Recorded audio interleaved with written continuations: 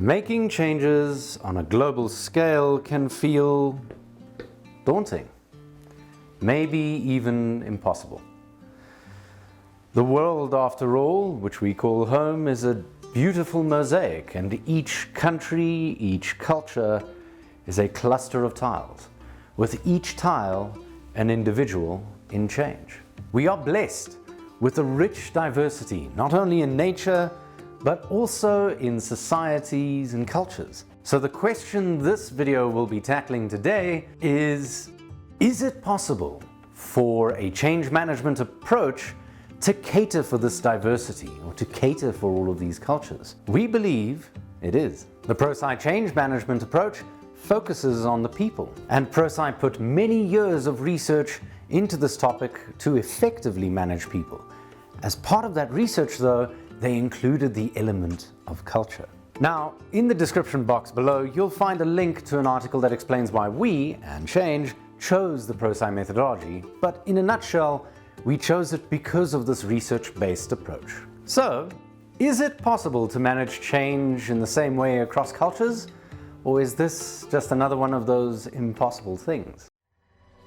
Sometimes, I believe as many as 6 impossible things before breakfast.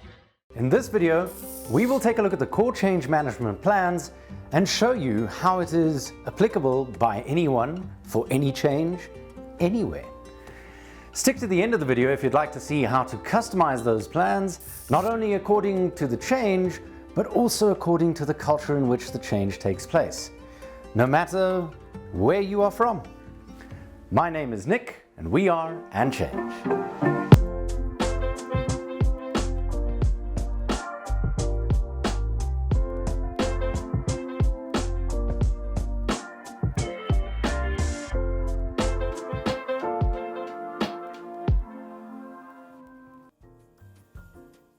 When putting together change management strategies, ProSci practitioners put together 4 core plans. 2 of these are role plans, and the other 2 are activity plans. These plans are built to accomplish a very specific goal, and the outcome of this goal ultimately is ADKAR, but more on that later. The important part here is not the goal itself, not the goal of the plans, but rather the content of those plans. The content of these plans is always 100% customizable and tailor-made. There are even some additional plans that you as a ProSci practitioner could bolt on to your 4 core plans. This is done because not every change is the same, and therefore not every change management strategy should be the same. Think of the ProSci methodology as the recipe to bake a cake. We'll give you the recipe, but the ingredients to make the right cake, that's up to you. We will be explaining it briefly by the end of this video, but if you are interested in learning how to build and customize your own change management plans, it is included as part of the toolkit of our 3-day certification program linked below.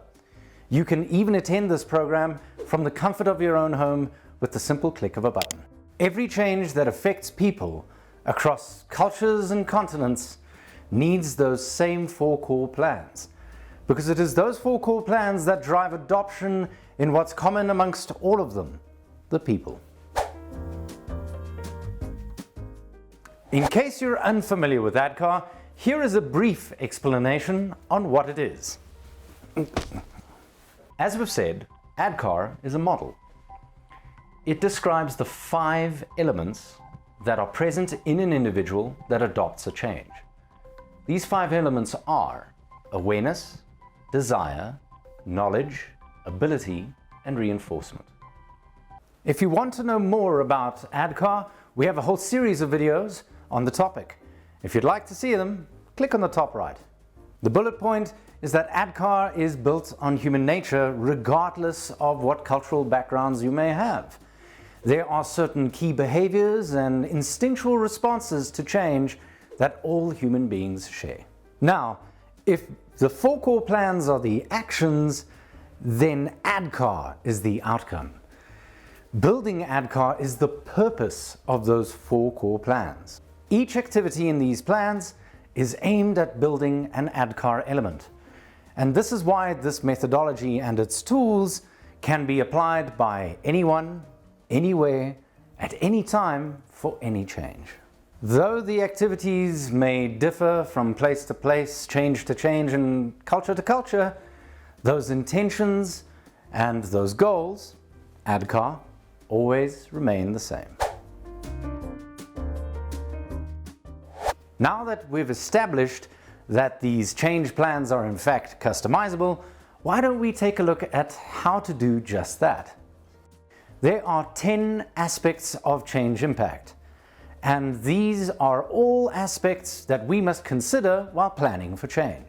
Consider the people directly affected by your change, and ask yourself what these 10 aspects will look like once the change has succeeded.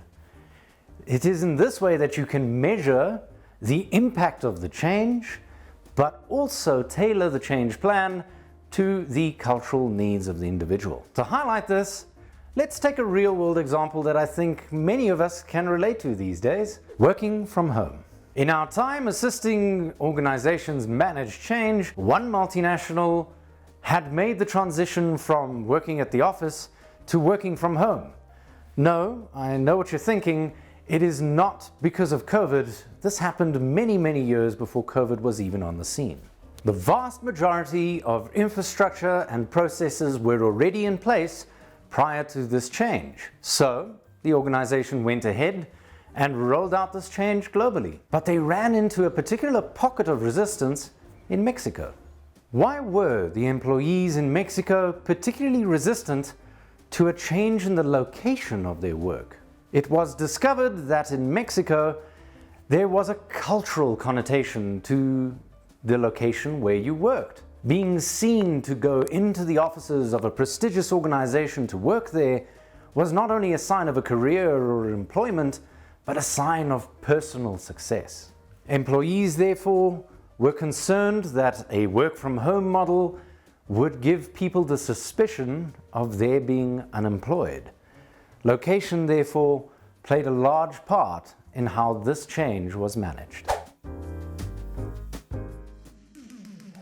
We hope you found this insightful, but we would love to hear your stories of culture and change.